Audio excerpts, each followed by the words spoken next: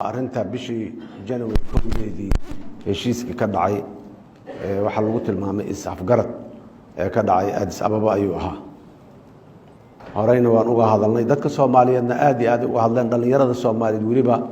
waa ku hambalyeynaya dareenka ay ka muujiyeen arintaas meel kasto ay joogaan. Haday koonfur joogaan, haday waqooyi joogaan, haday galbeed jiraan iyo hadii ay xuduudaha dalka dibadiisa jiraanba magaca Soomaalinimada iyo Soomaalida in maxaan ku daa arintaas looga wada dhiidhiyay waa noo wada muuqato wada garanayna. Waxaan rabaa kaliya inaan cadeeyo dadka Soomaaliyeed ee waqooyiga Soomaaliyeed degan aad iyo aad ayaan ugu kalsoonaa inaanay qabin dhulka Soomaaliya qaybo kamid in la bixiyo. Horta waxaan rabaa waxa oo sheekada is-afgaradkaas uu ku saleeyay waa dhul la bixiyay waxa ka sokeeyo dhan waa sifooyin gadaal laga raaciyo wax in lagu khafiifiyo la rabo. waa ijaarana iyo waa ganacsi iyo waa magaciisi iyo waa kan wax ka jira Ilaahay abuur ma jiraan. Dhul lama kireeyo dadku waa ka jira laakiin dhul laga ma heshiyo 20 kiiloomitir xeebta badda cas ka bilaabatay xuduudda Itoobiya xuduud beenaadda Itoobiya gasha waa la kireeyay muxuu ahaay meel ay mandiq ka tahay ama macquul ka tahay ma jirto. dadka waqooyi Soomaaliya degan arintaas inaan raalli ka waana nala soo hadlaan dadkooda wax garadka iyo mas'uuliyintooda dhinac bulsho iyo dhinac siyaasadba shacabkana waaban aragnayo jidadka waa kuwa soo baxayo taagan oo hadlayaba. Waxaan rabnaa markaa war dhulka Soomaaliya geeyiga aan leenahay shalay kuwii naga horeeyana ma bixi karin mana bixin annaguna ma bixi karno kuwa naga dambeeyana ma bixi karaan. cid bixi karto xaq u leh 1 mitir oo dhulka Soomaaliya inay bixisaa ma jirto. in laga hadlaaba dambi aba bixintiisa iska daayay in laga hadlo nafsadeedaba muxuu ahaa ya dambi ah oo suurtagal ahayn. marka waxaan rabaa dadka Soomaaliyeed inaan u sheego dhulkaasi nagama baxo nagamana bixin nagamana bixi karo daalira. waxaan rabaa inaan gooni u soo jeesto marka dawladda Itoobiya marar badan waa sheegnay waan ku celcelinaynaa ismaanaan dooran inaan daris ahaan annaga iyo ayaga isma dooran inaan daris ahaan inta aan dariska ahayn oo Allah uu nagu wada abuuray geeskan Afrikane taariikhdeeni waa la garanayaa iyo wixii soo dhaxmaray qarniga 20aad waxaan isla haynay waxaasi beejkaas waa la dugay Itoobiya Soomaaliya ayadoo intaan ka taag daran ayadoo isticmaar haysto ayadoon xor ahayn oo aan dawlad ahayn ayay dalkan qaadan weyday isku dayday markii ugu horeysay maaha isku daygan taariikhda waa la garanayaa ilaa maxaa badda cas iyo meel u dhow maaha banaadir iyo dhulkan inay Itoobiya taariikh iyo boqortooyinkii hore soo aadeen oo meeshan balcad agteeda meel ah ciidamadeedu lagu jibiyo lagu celiyo dib u noqdeen baday raadinayeen dhul kuma yara Itoobiya dhul waa qabtaa. hadda badda dadkan ilaaha dhulka kala dajiyay sida u kala abuuray fursadaha kala siiyay adduunyadana in badan oo kamida bad ma laha waana wada dhaqantaa waana wada nooshahay waana horumartay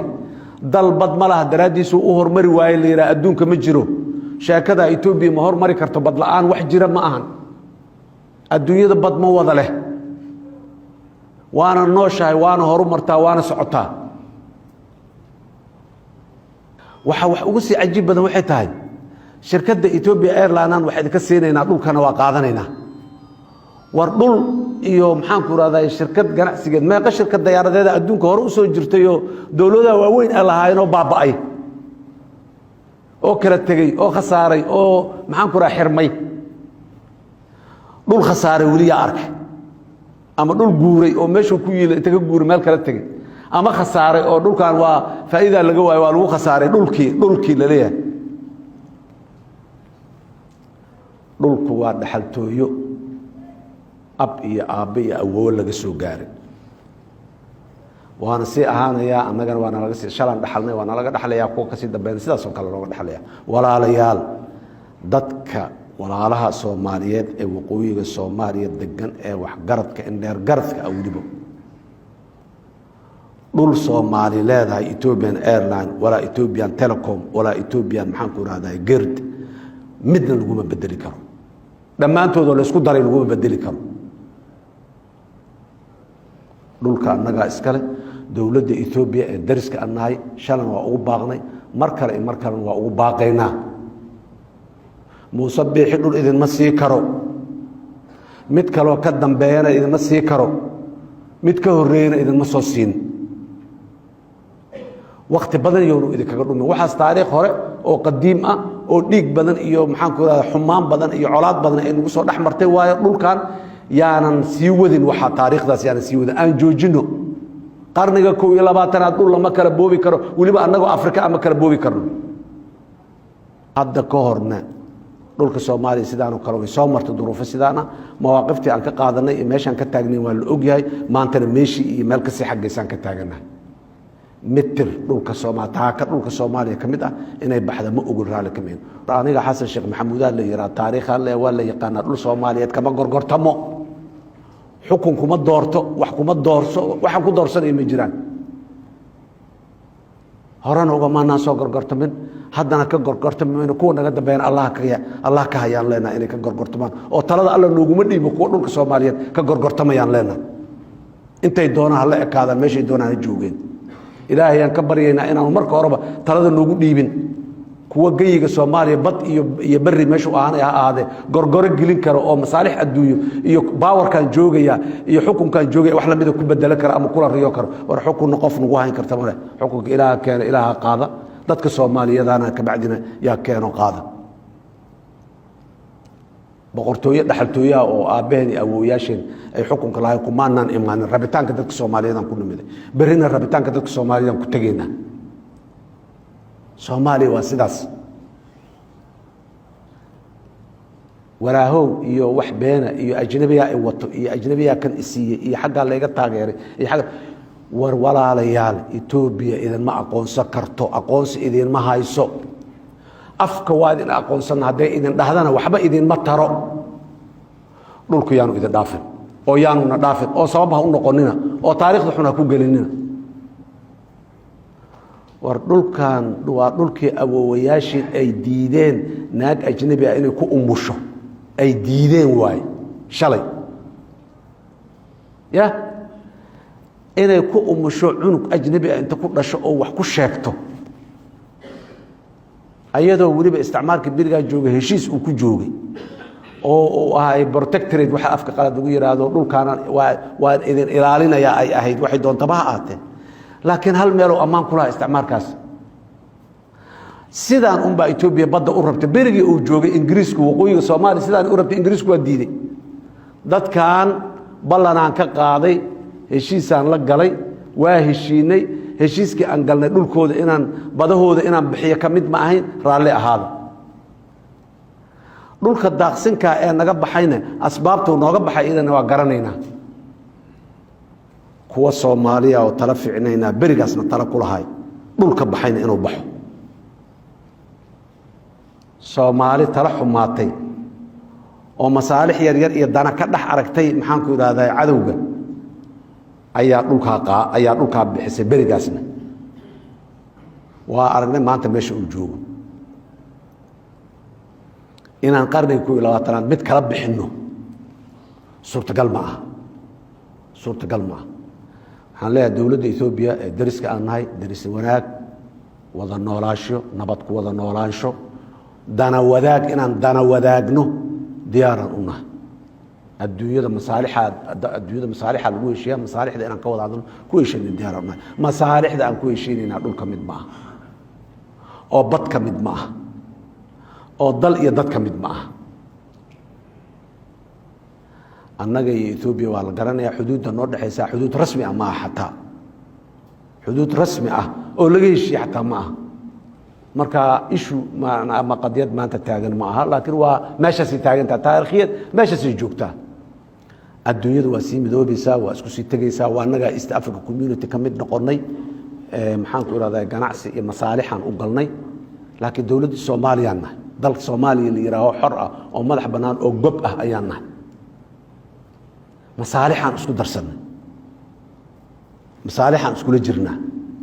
laakiin annaga dalkeena dal Soomaaliya la yiraahdo waa gob waa noo gooni dastuurkeenaan leenahay waxayna dhaqankan ku heshiinay isla u noolaanayna leenahay masaarixda dhaqaale iyo adduunyada iyo waxna waa isku darsanay sanadkii la soo dhaafay oo East Africa aan ku biirinay 100 qof oo dad ku dhow Soomaaliya ayaa negotiation wada xaajoodkaas ka qayb galay Soomaaliya sidii uga mid noqonay suuqaas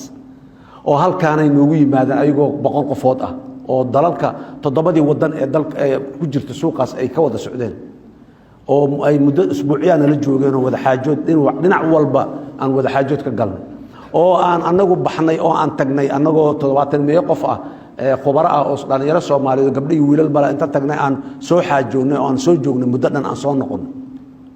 oo hadda heshiiska aan soo saxinay aan soo qaadnay oo shalay khamiista ahayday maxaan ku raada golihii wasiirada oo soo maray oo baarlamaanka hadda in la geeyo oo maxaan ku raada baarlamaanka Soomaaliya oo akhriyo oo gadgadiyo ka doodo oo ka bacdi muxuu ah ansixiyo laga rabo waay wadooyin saas oo la maray adduunyadu leedahay ku wada mucaamisho oo la isku ogaado dhul la iska ma warsado kamid ma aha waxa oo la iska warsado dhul kamid ma aha ninkii xoog wato aan waa xoogayaa waa halkiisa laakiin waxa oo la isugu tago oo laga midoobo oo la waxeeyo dhul kamid ma aha dhulkaygaan leeyahay dhulkaadaad leedahay saan u macaamili karaa waay marka darisna waliba kuma si jirteen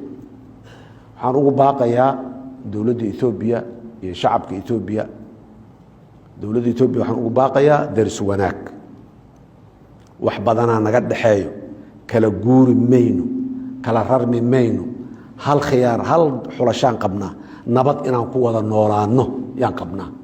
saaxiibo aan ahaano maxaan ku yiraahdaa wixii dana oo naga wada dhaxeeyo labada dhinacba danno ah aan ka wada shaqeyno dawladda Soomaaliya intaas diyaar u tahay laakiin dadkiina ha khaldinina dawladda waxaan leeyahay dadkiina ha khaldinina ha u sheegina badaan helna iyo Soomaaliya bad ka helna ha u sheegina ma dhacayso shalayna ma dhicin maantana ma dhacayso waqti isaga dhuminina disappointment ama niyad jab ha ku ridina dadka Itoobiya waxaan leeyahay ha khaldamina madaxdiinuna yaana ida khaldina leena madaxdana waxaan leenahay walaalayaal adduunyada sida u dhaqanto waa wada naqaanaa dawladda casri ah adduunyada sida u dhaqanto aan u dhaqano waxa soo haray dadka Soomaaliyeed ninkii jaahilka ahay muxuu yiri cadaabtaba geerida ilaahad oo hadana dhima lahayn ma balay cadaabi lahayn waa jaahilnimo adduunyada korkeeda la isku cadaabay aakhira kaliya la isku cadaabay ilaahay qofku cadaabayo meesha doonku cadaabi kara ilaahayna ma cadaabe in la soo haweysto maxaa noogu wacan annaga isugu wacan walaalayaal annaga isugu wacan inaan is aqbali weyno inaan maxaan ku iraado is ogolaa weyno ayaa ugu wacan in dhulkeena la soo haweysto Soomaaliyeed meel kastoo aad joogtaan aan is aqbalno aan wada hadalno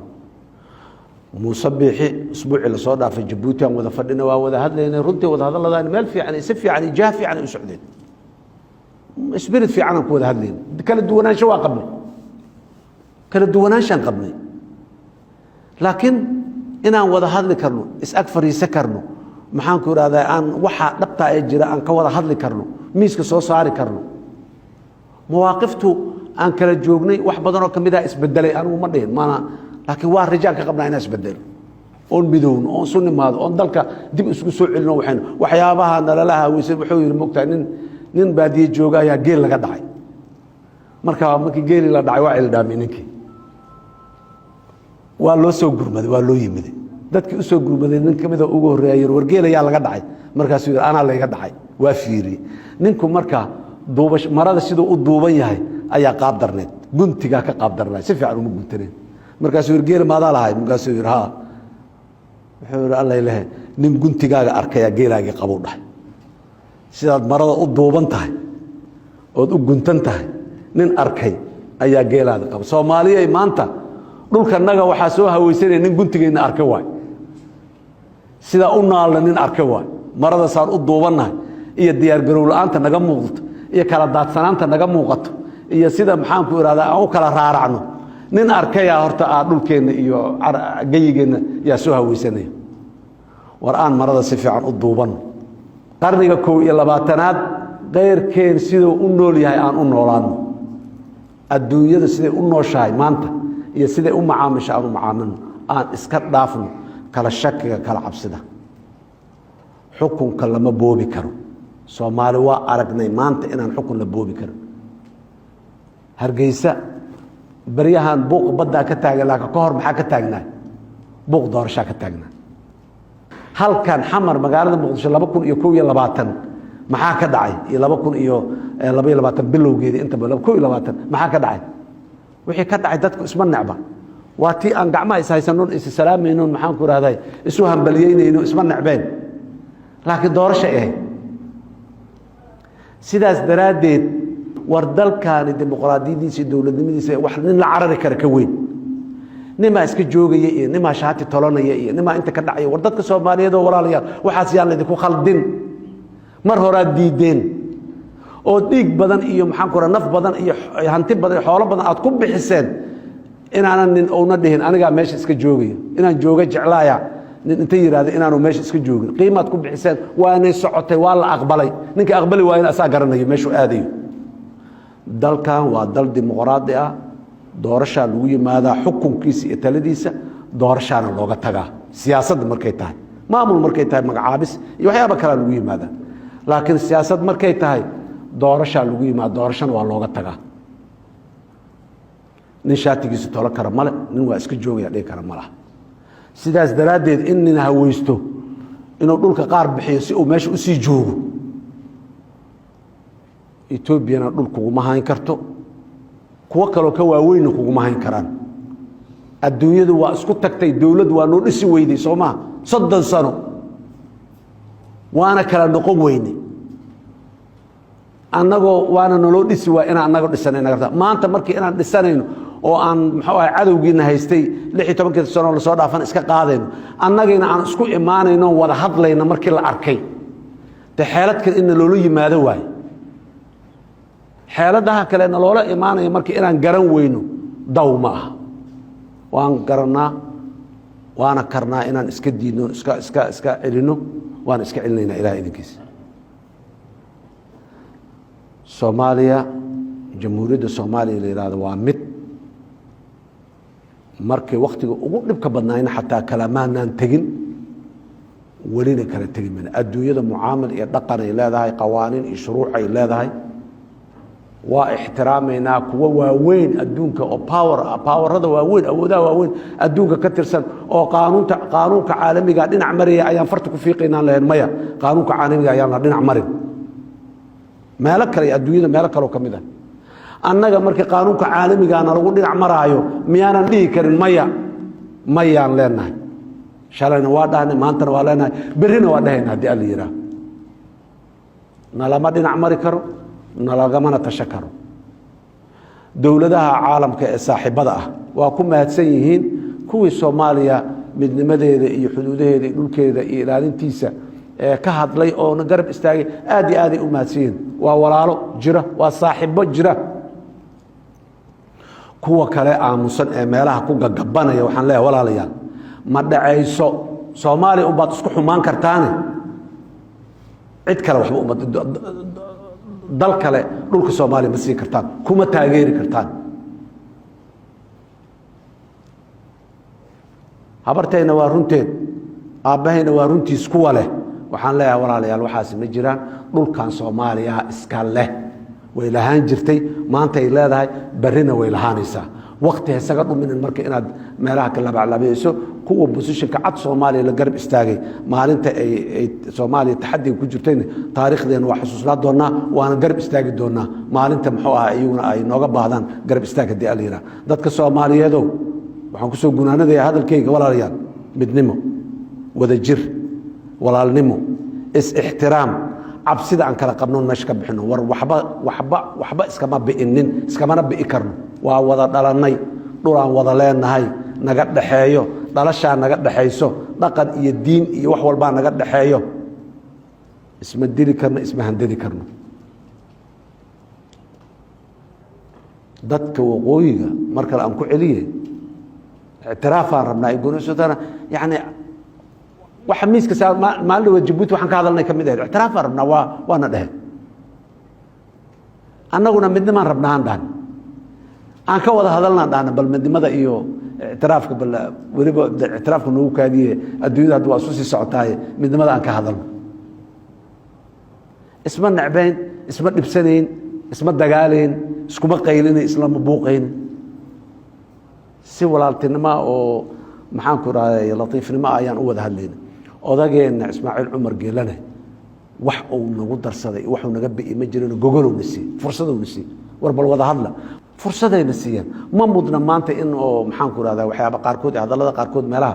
lagu waxay ma mudna oday Soomaaliyeed mas'uul ah shalayna muxuu ahay shaqo soo qabtay ilaa maantana daba taagan maalintuu xukunkiisa Ismaaciil Cumar Geelane maanta waa daba taagan yahay maalin shir noogu qabto dalkiisa maalin shir kale noogu qabto maalin ciidamo noo soo diro maalin talana siiyo intaba waana daba taagnaa xushmo iyo qadarin iyo wuxuu naga mudan yahay wax weyn uu naga mudan yahay Soomaaliya waxaan u rajaynayaa khayr iyo guul insha Allah aad iyo aad ayaan kalsooni u qabnaa war waa soo baxnay godkii aan ku jirnay waa ka soo baxaynaa madaxaan la soo baxnay waxa dad badan ay ka cabsanayaan waa madaxan la soo baxeenaas war haddaan soo baxnay idin dhibi mayno cid aan dhibayna ma jirtay annaga nolol fiican raadsanayne maxaan ku iraahdaa cabsida nalaga qaban annaga dhexdeena cabsida iska qabnay guntigeena u jeedaa geelina oo dhicin aad iyo aad u mahadsantiin. Assalaamu calaykum waraxmatullaahi wabarakaatuh.